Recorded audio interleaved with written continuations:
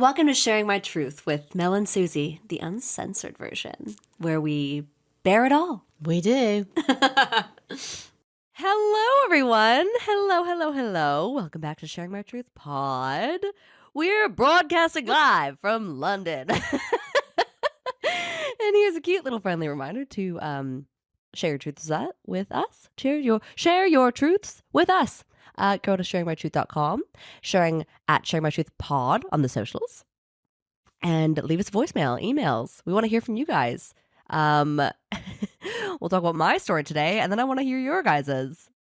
But here we are. Hey, babes. Hello, darling. How are you? I'm fabulous. Here we are in London town. Isn't this amazing? And it's sunny. This is unlike anything I've ever seen in my life. And if you're watching this on YouTube, you'll see I'm very pale, so I fit in right away. She does. Just with perfect. With all the other pale people. Yeah. Vitamin deficient. Oh my God, people. completely. I feel completely vitamin deficient. Yeah, I feel a little hungover. Mel has been really running my money out, as in my health. Wow, it's my fault. No, it's the vibe here. I love the vibe. The vibe is very social. It is so fun. Like, just, I mean, obviously the drinking is probably a problem, but but like the fact that just everyone's down to go out, everyone wants to hang out, everyone wants to be outside, walk around the tube, you know, The tube, getting very on the good. tube and getting off the tube, and You've done so well with your lingo. you going to watch sport and things. Wow. It's getting better. I mean, if you lived here, it would be amazing. I know. Yeah, well, we're in London, so obviously I have to talk about the English. I don't want to, get anybody else into trouble. But yes, the English. Well, generally the English, the Scottish, the Irish, the Welsh. We are a sociable bunch. We Yes. like talking, and that's the other thing you've noticed, haven't you? How much people fucking talk. It's unbelievable. Like, even for me, and you can't shut me up. Like, I'm like, I need some peace and quiet at the end of the day, because it's just like there's so much going on There's a lot of with the talking. people. And when you go, like we went to a store the other day, a very posh store, Harvey Nichols, and you're buying something, and there's a whole chat. And actually, she forgot to take the tag off. Yeah. So then there was a chat with the security guy. Yes. But like everything is a chat. Everything is an opportunity to have a bit of banter. Yes. And that's just what it's like. And the people love it. They do. It's like they need it to live, to thrive. It's like our thing. It's really I good. can't really explain what it is. No, it feels good. I was taking an Uber this morning because I had an adult sleepover. She did. With a friend, and I was not there. And it's sad. Anybody get any fucking weird ideas? I was not there. But yeah, so that was fun. But I mean, just taking that Uber like down all of these incredible streets. Every street looks so oldie timey and like gorgeous, and like, you know, they're renovating, but it still has that gorgeous, like, you know, royal look with all the brick and the gold, and it's so you feel more glamorous here or something. Maybe that's just me. It's old. It's To old. be fair, it's old. Lady Di, you know. You can't I feel like Lady Di. Can't get her out of your head, can No, I you, love Lady her. Di? I love her. Anyway, but we've had lots of adventures, Oh, haven't we? and we've seen so many things. And what are we talking about today, Susie? Oh, That's Jesus relevant Christ. to you and not remotely relevant to me. Well, here's the thing. I had probably my first date with a young gentleman That you know. that I do know. So I known met him him. for a while. I met him last year, which is so funny. I met him last year when I was traveling, and he's from around here. And Around here. yeah, well, in the UK. Around somewhere. Around somewhere. He has an accent of sorts. And where the fuck is he from? I don't know. And Scottish. Scottish. He's Scottish. He's a little Scotland. adorable, gorgeous boy. I can't do his accent. It's very hard. Mel, you definitely could. I made him send Mel a voice note this morning to make sure that she knew that I was okay. But you told him to do an Irish accent. I didn't. I told him to do a Scottish. Oh, He didn't want to. Oh, He was like, no, Irish is more fun. Yeah, It's no, very it good. was- It's it was very good voice. He has a very nice voice, yes. But yeah, so met him a little while ago, and then we finally hung out again, and had some fun, obviously. And yeah, it was the most interesting thing, because I'm used to going out with much older guys, Yeah. and it's weird. And I'm like, is this because it's a British thing and men who are maybe like, he's 27. So obviously not that young, not like 23 or anything like that, but 27. And he was such a gentleman, like maybe it's the chemistry that we had, but like such a gentleman, great in bed, and I was like, is this you? Is this us? Or is it because you are from the UK? Interesting. So I don't know what it is. I don't know if I'm ever going to go out with another Gen Z. I don't think he changed my mind about the whole. Why? About the whole people. I don't know. I just think like, I feel like I just don't trust. I don't trust the fact that they're all like this, that they're all adorable and sweet and caring and nice. I just don't know. Well, I mean, he's at the end of the day, he's not that much younger than you, right? So it's kind of like it's weird that he's in a different generation and so on. So he's like an older Gen Z and you're a very young millennial. Yeah. So kind of, is there much difference? I don't know.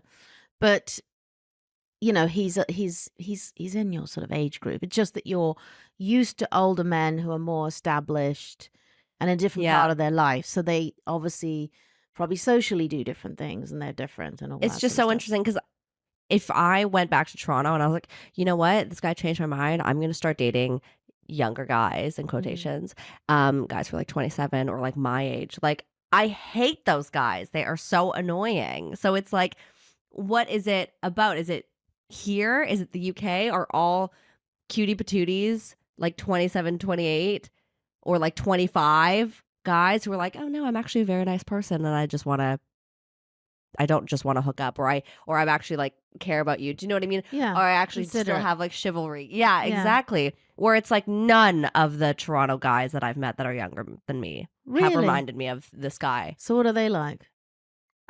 They're just like, I mean, Toronto's a very weird city where it's like you want to kind of do the coolest thing always. Okay. You're kind of just like, you know, you're searching for your kind of group. You're searching for the coolest crowd. Okay. And I feel like there's a lot of those guys that are out there and they're very self-centered too. They're kind of like also being on Hinge back home versus here is hilarious because a lot of it is like, oh, I want to watch sports. And I like back home, like in Toronto, they're like, I want to watch sports and I want to play tennis with you and I want to go on these adventures. Hiking. And I'm like, it's all about you. Yeah. Like, what is this where it's like, you know, being in the UK and men are like, oh, I want to get to know you. All I ask is that too. And a lot of them have this like weird thing about like, you know, just be beautiful. Well, these are actually the older guys that I've been hinging on the UK, but they're all like, all I ask is that you be beautiful. Is that it? It's ridiculous. And I'm like, okay, so these are the older guys in the UK, but the younger guys in the UK are nicer and cuter than the younger and cuter guys in Toronto, but the older guys in Toronto are better than the older guys here. Does that make sense? It does. Yes. And I actually think that may sound about right, actually. I just think, I mean, I don't know. I mean, I've never dated a Gen Z and I'm never probably ever going to date a Gen Z. That would be absurd. It might be. It's somewhat disturbing. But if you're still married, but if you're not. Yeah, exactly. But I mean, maybe in this guy's case, and maybe generically he's traveled a bit, he's seen some of the world. And I feel like that's a lot of UK people I know. It's very, very common in the UK. Yeah. Because we are a tiny and very cold island. So we spend our entire time wanting to leave this tiny island. Yes. So British people generally do travel a lot. Like when they go on vacation, like everybody I know has been all over the place. Yeah. It's kind of a thing, you know, and I think North Americans, I think it's also because North America is a very, very big place. So you could really just stay there and never have to go anywhere. Whereas you really can't do that here. That would be a huge problem. So maybe you're more traveled. Maybe you're... I mean, it's interesting you say about the sort of respect for women. I don't know what that is, or more interested in you, which is kind of fascinating in the sense that he knows he'll get a better experience if he treats you better. Maybe. But that why men in Toronto wouldn't know that, I have no idea. Or this is North American thing, I don't know either. I think they Yeah, maybe it's the well-traveled thing. Like this morning when I left, he was like, "Oh yeah, I've got to go see my mom. Like I've got to go visit my mom Okay, and stuff." And yeah. I'm like, "Okay." That's a big thing here. No, it's a huge thing. Right. The mother, like, obviously I'm a mum. Your mum is, it's a bit like, it's almost like Italian. And I know people think, or what you would think of a European, Yeah. right? Mama. But mum is all powerful in the UK. Like your mother is really important. She's the center of the family. She does everything. And not in the traditional sense, like in Italy, like, she's sitting there cooking, this idea we have of the Italian mama. Most of my friends work, but mum is really important. And you respect your mum, you love your mum, and you have a good relationship with your mum. And because I know it's weird, but we're really into communication about that. But mum's really important. Like, Yeah, so that must be something about it too. Like it is a thing because my children have said to me I'm different to their friends. Right. Because the mum culture here is mum's really important. You respect mum. Don't mess around with your mum. Yeah, does anyone respect their mother back home I mean, much? Here it's a big thing. Right. And maybe, and not in a juvenile way. It's just, she's your mother. She gave you life. She's done everything for you. She's really important. And also, I don't think there's such a big thing here about socializing. You can socialize with your parents. Right. I mean, it's like we do that because also I think maybe it's because we're very social. So we're still drinking, still having fun, still having a giggle. Yeah. And drinking age is way lower here, right? Or just no one cares. It's lower. It's like 16 for sort of going to a pub, but nobody cares. Yeah, and yeah. then you start drinking when you're 14. Right. I mean, I'm not selling, it's not healthy. I'm not saying it's good. It's just, it's very, very social. Just that's the vibe. Yeah. It's the vibe. I think there's more intergenerational crossover from, what you've told me. That's true. People are more mature here for sure. Oh, yeah, for sure. I think people are more mature also because of the education system. Yeah. You have to do very intense exams and very adult stuff, even in high school. It's very different. It's not as juvenile. Yeah. So you feel, I guess, more mature in that sense. So yeah, I think that you're probably right. And women are respected. It's important. So if you respect your mother, if you find a man who, not in a weird way, but loves his mum, wants to spend time with his mum, she is the first woman in his life, then he's probably going to respect women. Yeah. And also, we're not weird about sex. Like, the mum knows that he's gone out with you. She's not going to get all weird about it. Right. And think, oh no, he's not having sex. Well, of course he is if he's a handsome 27-year-old who travels the world. Oh, he's I don't so think cute. I don't think we're weird about that. Yeah, I mean, it's great. Like, are you talking about sex at a younger age, or do you guys just like know it's happening? That's interesting. I mean, I think it depends on the family. I think like anybody, we have sex education in school, which is totally useless because you're too young and you don't really understand what any of it means, and it's all a giggle. It's not like they talk about orgasms; they talk about and they can't. Procreation. It's so difficult, right? Yeah, because a lot of people don't like it. I do think we're a lot more normal, a lot more sort of restrained in some ways. Like you've joked about me being a bit more, less touchy-feely and more sort of like this. Mel's deep breath is just a restrained breathe in. Yes. And she teases me about it all the time. That is the funniest thing. But I think, I don't know, being social is really important. It's one of the things I found very weird about moving to Toronto, especially in the winter. I found everyone kind of hibernated. Yes. And here they do not do that. Like, because if you didn't go out because it rained, as you've seen, you'd never leave your house. Yeah. So everyone always, like, we've been socializing. We're seeing friends of mine this weekend. You've been out. We've been to dinner. Everyone's like, no, I've got to see you. And they just clear a space. And it doesn't have to be this whole thing. Just come round, like, have some spaghetti and a glass of wine. Nobody really cares, right? Just come round. I want to see you.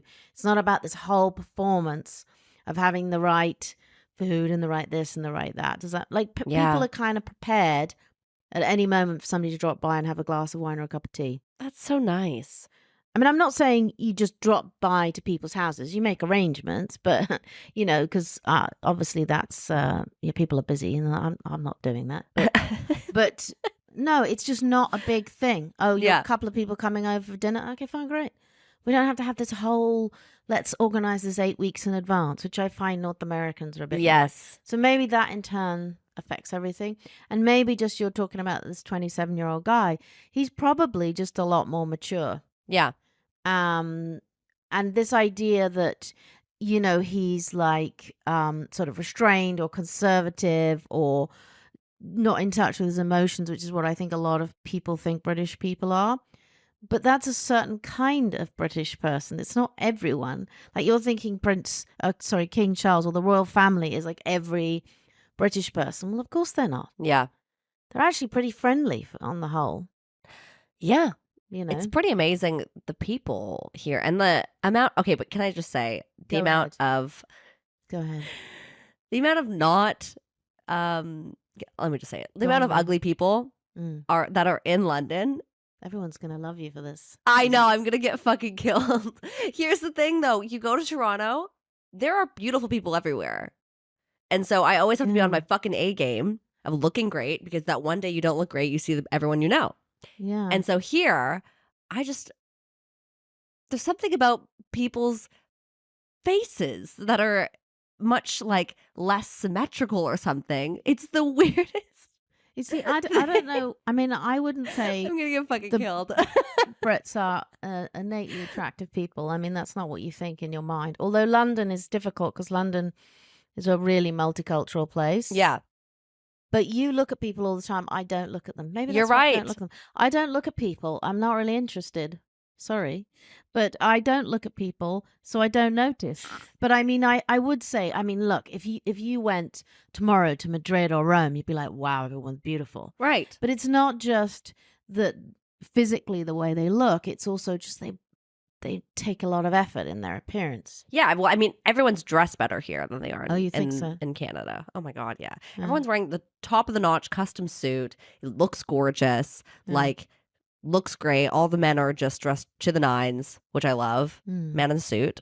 Hello.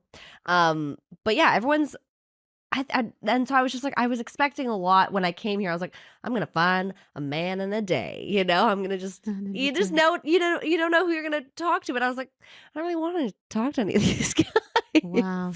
That's so rude. Yeah, poor British men. But yet we found little Gen Z. Yeah, but you knew him already. I know that doesn't really count, does it? You'd done the work. I'd done the pre-work. Yeah, the pre.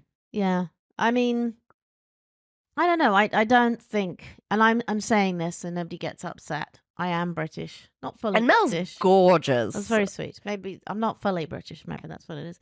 But I don't think the Brits are. I'm very sorry. The most attractive people. And I don't think that's like a a secret. You know, have you No. seen the royal family? Exactly. Like, I'm But sorry. they're all inbred. I'm so exactly. But the rest of us are not inbred, Susie. For the love of God. How do you know? A Well, little bit. Yeah, not in London. No, You know. but the UK. Anyway, before we really offend Sorry. people. Yeah, but that's really your funny. main thing is just this issue of what younger men versus older men are like. Yeah, and I mean, oh my God, he's so like. I don't think I could find a 27-year-old guy in Toronto who would care about my orgasm the way he did. And that's saying something. Although I don't have the experience about it, Yeah. it was just like, this is so nice. Yeah, that's interesting. And I mean, even though he was uncircumcised, which is never my top That's favorite. a British thing. It's a British thing, and you have to get over it. But he had a great penis. Well, I'm very happy for Extremely him and his nice. penis. I'm guys. If you're ladies, if you come to London and you're expecting some, unless they're Jewish, some circumcised No. dick, it's not going to happen. No, they're not. You got to get over that, and You do. and maybe that's why they're also so good. They're like, okay, I have to try a little harder because I have this Extra this layer. regular this little turtleneck sweater down there. That's very funny. It's kind of cute. I could get used to it if I had to. This I may think. surprise you, but I've never given it any thought. But yeah. You've never given it any thought at all. Well, no. Circumcised versus uncircumcised? Well, not in the last 25 years. Yes, no. of course. But I'm not, not really that big on the little turtleneck. I mean, there are questions of hygiene. It's the question of hygiene. I do think in North America that makes a lot of sense. But I know there are all sorts of complications with not having that. Yeah. Because obviously, it's like anything, you have different sensations, right? That's right. I mean, I don't know. But yes, if you're coming It's to too much. London and you're on Hinge and you're specifically dating men who grew up here, who were born here, whatever their Unfortunately, background they or don't have, ethnicity, like, it's not a thing Yeah. unless you are, Jewish or whatever ethnicity requires circumcision. Whereas in North America, it's like, that's what happens to boys. That is. Yeah. I don't know if it still does, actually. I think there was a thing. I don't know. Anyway, don't really need to know that. But yes, it is a thing. Yeah, I just want to warn all And the you might ladies have out a there. bit of a shock. But it's not a bad thing completely, as long as they know what they're doing. Well, And as long as they're hygienic. And it's research. You can figure out what you like. Right? I He think. definitely did. Well, there you go. Well, there you go. There we go. Well, I think, he's obviously just a mature person. He's obviously got some experience. And I think that's amazing that he actually gives a flying fuck about the woman. That's great. Oh my God. Because What a most men change. don't. And that is really the core of the problem. I think that's what turned me off from younger guys in the Yeah. first place. And so I've never gone back. Yeah, I mean, I think it is why a lot of women take such a long time Yes. as a whole to figure out what they want and what they like and what makes them happy and not frustrated in their intimate life. Yeah. Because they're with a man who isn't terribly interested Yes. in them. And obviously women, we've got different buttons to push. Do you like all these words I'm using? I love it. So Different buttons. if you're not with somebody, irrespective of their experience, just somebody who is interested in you. Yeah. And I think the other problem is that a lot of men, younger men, let's say they're having, one night stands, they're having flings, they're having one-off experiences. They're behaving in a way it's just about them. Whereas every experience, whether you're in love with somebody, whether you're having a nice experience, a fling, a holiday romance, a one night stand, whatever it is, it should be the same thing. Yeah. Obviously what you experience is going to be different with the emotional element, but you should care about the person. I mean, for God's sake, if you're naked with somebody, if you are naked with another human being, I think you should be interested in them. Otherwise, what is the point? What is the fucking point? And you don't have to be in love with them. You don't have to have a relationship with them. But if you both want to have a good experience, which I assume is why you're both naked, then you should be interested in each other. Yeah. And particularly men to women, because men, on the whole, it's going to happen. Yeah. Because we know how those, that engineering works. Yes, we do. Right? Whereas women need more. See, that's what they have to teach in schools, though, for our 27-year-old friends. Yeah. Like for our younger generation, like where they just don't have, like they're watching so much more porn. Well, I think that is a big thing. I mean, Right? look, we've had a lot of conversations with people about porn. I think there's obviously a good side to porn because I think people make it very weird and they shouldn't make it weird. Mm-hmm. But the bad side is the availability of it, that there is so much. Yeah. And that people, for whatever reason, do not understand. This is entertainment. This is like not reality. It's like you watch a show on TV. It's not reality. Yeah. It's a show. Yeah. And that's what porn is. Yeah. So if you are, a young man or a young woman and you're watching this stuff and you think, oh my God, this is what happens. This is how women work, or this is what they do, or whatever you're watching. It's going to create the wrong kind of ideas, isn't it? But on the other hand, the fact that men can watch, and women as well, because I think there's a misunderstanding that women don't watch porn, which of course they do, that they can watch porn much more easily without the sort of shame of the past. But, but obviously the bad thing is, people's expectations. Exactly. And I think that's how a lot of our younger people are learning. And that's also why I don't go for the younger men, because they're just like copying what they did, what they saw off one fucking video. They thought it was really good, or like some shitty article that they read or Yeah, well, I think written by a man. Like it's just we've had this before in one of our earlier pods, and we spoke to a doctor about this. Is that it's just their expectations? Is that then they get to real life and they're like, oh, is this it? yeah. It's like, oh, well, this is a bit boring compared to what I've just watched, which is God knows what. And I asked him when I was, when we were Doing cuddling, and I was like, what is this? Like, why are you? Like, who taught you What did he to say? be good and bad? Like, there is usually a woman involved. Yeah. When like you have a relationship, and then they kind of teach you things that you Mm-hmm. know, and all these things. And So what did he say? and I was like, what is this? And he was like, I don't know what you're talking about. It's just me. Maybe it's just our chemistry. That's my accent of it. Oh, very good. And I was like, don't lie to me. There's someone who taught you this, but he didn't fess up. Well, maybe So- he had a relationship when he was younger. No idea. With somebody who.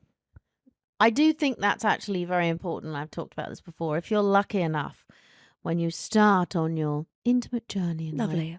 and you actually are able to have a relationship with somebody who is interested in you, and I'm not talking about love, but takes the time with you, kind of is in it with you, rather than a situation where it's all about you making them happy. I think it totally changes the path you go on and the way you think about sex. I think it really does. Because if you very early on have a good experience with somebody who's like kind and nice and fun and whatever, like I said, irrespective of whether you fell in love, it will change your perception of what sex is. Yeah.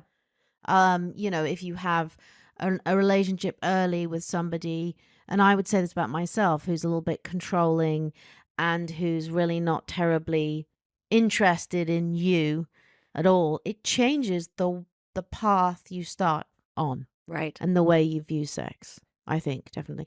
And another thing you're saying, with my last comment about like sex here, is we show stuff on TV, and I'm not That is talking. so I'm not talking true. about porn. Yeah. I'm not talking about that. But we're not weird. We have a watershed, which means that you don't show sort of violence and whatever until I think it's like 9:00. But we don't shy away from things. It's not like sort of Sex in the City where they're getting out of bed and they're still wearing a bra and just like, this is Shut the fuck up. ridiculous. Yeah. We have shows where women are shown having an orgasm or they're shown in a like normal life is shown, and it's not weird. And that's the same across Europe. Right. There's a very North American thing to be super puritanical about it and pretend that this isn't really what's going on. Yeah. And just like, let's make this just a bit more normal. Right. And also, everyone's different. Everyone wants different things. I think that's maybe made more normal. But it is definitely on TV. Like, I don't know, you've seen a couple of these shows. I love them. There's a famous dating show, which I can't remember what it's Yeah, called. I watched it. They're all naked. It's fucking so funny. And they're all naked, and they show different bits of the body, don't It's they? like naked dating or something. Yeah, That's something like literally that. what it's called. So that you actually see them, and it's on. You can look it up on YouTube. Yeah, it's not. It's on the regular TV, terrestrial TV. It's like, So but it's funny. not on at 6:00 at night, but it's on the TV. And we have this other show about doctors. Like, if you have, and it's not just sexual stuff, but you have some kind of issue and you go and see the doctor. But like, if your issue is, I've got something weird on my penis or my vagina or my boob or my ass, they show it. Right. And I remember once watching this with a Canadian friend. She's like, holy shit, what is that? I said, what do you mean? What do you mean? What do you mean? Well, that's just a program. I mean, if they're going to talk about a lump on her boob, they've got to show the boob, or a lump on her vagina or whatever. And she's like, what? I said, no, that's completely normal. That's incredible. But I mean, I know lots of people will comment and say, oh, you're weird, you're British, you're so reserved, you're so... But You're weird, you're British. But it's not everyone. It really isn't. No, I love it. I mean, I think I'm just going to start, if I do ever live here or I'm here for longer periods of time, I'm going to have to start dating younger. Wow. And then back home, I'm still with the daddies, which I love in Toronto. But yeah, that's how it's going to go, I think. Wow. Well, there we go. You've changed my mind, darling. Have you I? know, you and this gentleman. Why have I changed? Who's darling, him or me? You, both of you. Oh, right. My What little have how have darlings. I changed your mind? Well, you've taught me so much about London life. Oh, there you go. And here we are, signing out from London, darlings. If you guys have a story like this, maybe there was one guy, little younger, little older, who changed your mind. We want to hear about it. Where was he from? Where was he from? Exactly. Or was a it woman. Oh. Like whichever way you're Where- doing, whatever you're doing. whatever you're doing? Maybe it was on a travel. Yes. Maybe Who you had knows? Some amazing romance with a incredibly attractive Italian, Spanish, whatever. Yum. Yes. Yeah. You can go to sharemytruth.com. You can send us an email about it. You can go to sharemytruthpod on the socials and DM us and tell us the story. Send us a cute little voicemail. We'd love to hear from you, and we shall talk to you soon. Bye. Bye. Thanks so much for listening. Please rate and review this podcast and follow us on social at Sharing My Truth Pod, and leave us a voicemail on our website, sharingmytruth.com, to share your stories and experiences with us. We'll see you next time. Bye. Bye.